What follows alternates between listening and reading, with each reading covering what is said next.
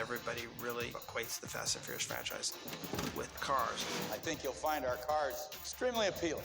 Not something I think the franchise has always delivered. Action! At this level, the franchise goes, cars are almost like characters unto themselves. Dennis McCarthy's worked on the Fast and Furious forever, finding the best cars in the world. I thought I was a car enthusiast, and I thought that I was a car fan.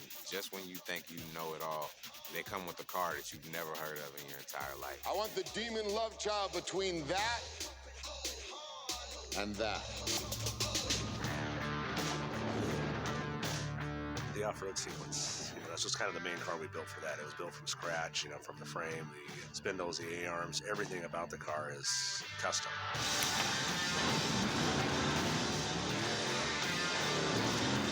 It had to slide, it had to drift, do all the things that you would normally expect from a Fast and Furious car. Yet then it, breaks off into the dirt and it's going over jumps, over through whip-de-doos, down hillsides, pretty much everything you can think of. We started off with just some bare Dodge Chargers. The chassis is an 1 3/4 chrome alloy tube chassis, roughly based on a short course truck. It's almost a mid-inch of the motor set so far back in it. It's basically race truck suspension.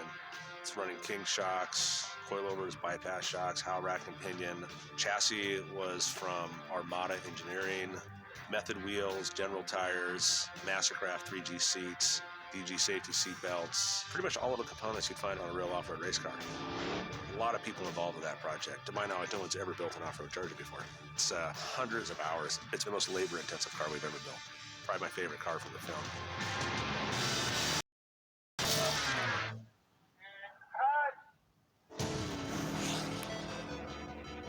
You see the cars, you automatically know which car fits which character. Touchdown, baby! Brian Subaru, it's obvious that, Brian likes the rally, the import cars. Cars are like samurai swords. They're an extension of you. They're your personality. So we always try to do that. Brian always gets a fast car. Dom always gets kind of the furious car. Brian's in a car that's nimble, handles, corners, does all that stuff as a rally car should. So that was one of our easier cars to build because Subaru's pretty much come rally ready other than some suspension and roll cage and seats.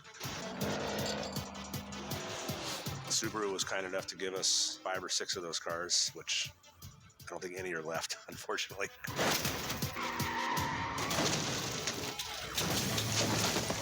Tej seems to be about function.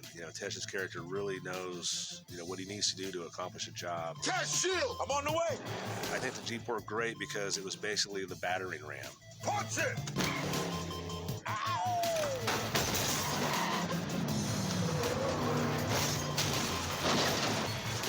He just basically cleared the path for the rest of the guys. That one actually did hold up well. I think we do have 3 out of 5 that still run, so that's pretty good.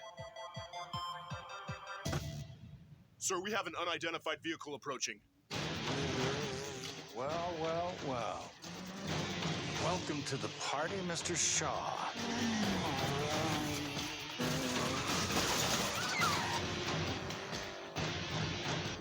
We wanted him as some type of fast attack vehicle. It's kind of a variation of some military vehicles, something that kind of fit his character. It performs well. It was a very equal match for Dom's car. We actually used the same chassis for both cars, so a lot of the parts were interchangeable, the same power plant, same transmissions. It was nice. If we tore a right corner off of one car and this car was dead, we could borrow parts and keep everything rolling. Roman's Camaro, 60, 67 Camaros, one of my personal favorite cars. Wow! Okay, what the? I think the Camaro fits Roman's character. It's great. It's a rugged car. It takes a beating. It blows Shaw over at the end of the sequence. It worked great.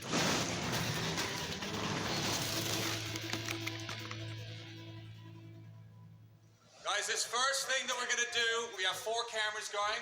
3 cameras inside, 1 camera here with Billy. So here we are in the penthouse suite, which is, in my mind, a set built to feature this car. When the car hits the threshold, Oakley here is going to fire quarter load.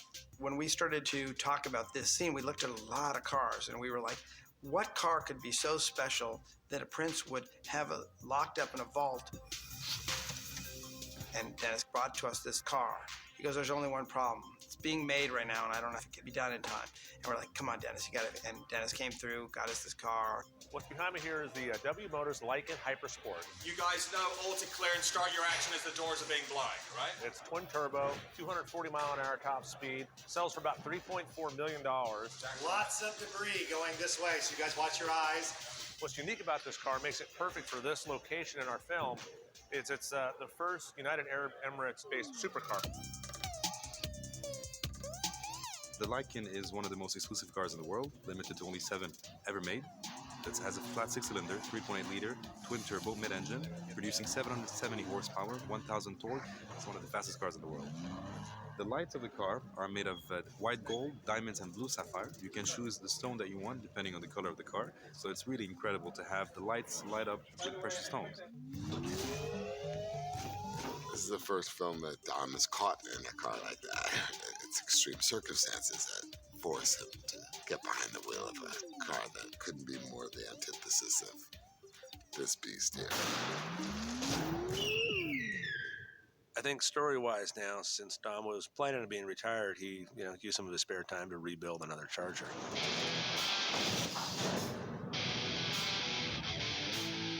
That car's really like a cast member of the film, so it has to keep coming back.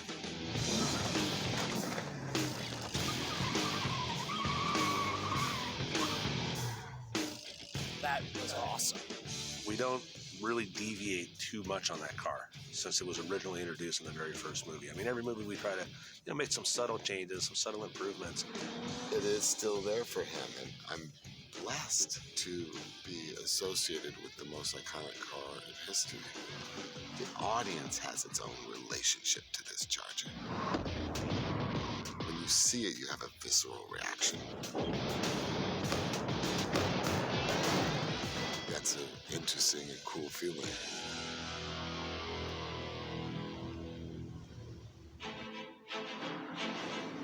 Round 2 of Chicken. Shaw comes back in an Aston Martin DB9, which is another car that really just seemed natural. We featured his brother in an Aston Martin in London, so family car. Call me a snob, but why not? He's a Brit. Put him in a British car. I mean, Toretto drives the muscle cars. They're flying the flag in that way.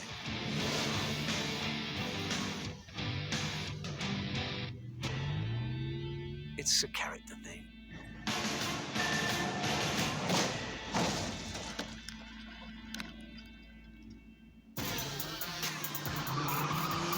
This is our team coming back to LA. They're coming home, so you really want to put them in the cars where it started. The detailer we built for Brian will try to not go over the top, keep it classy, but just, minor changes, wheels, tires. The variable ride height was another aspect.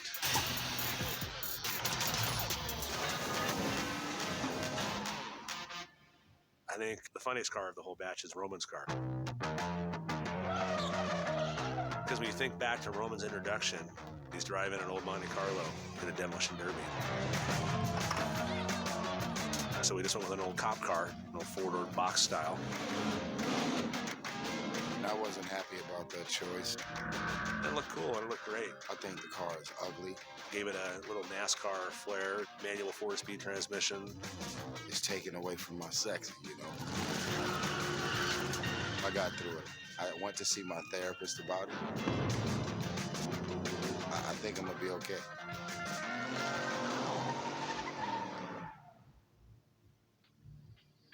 So in the very end of the film, we have a very meaningful scene where we have Dom and Brian side by side. Brings us back to the very first Fast and Furious, where Dom's in a Charger and Brian's in a Supra.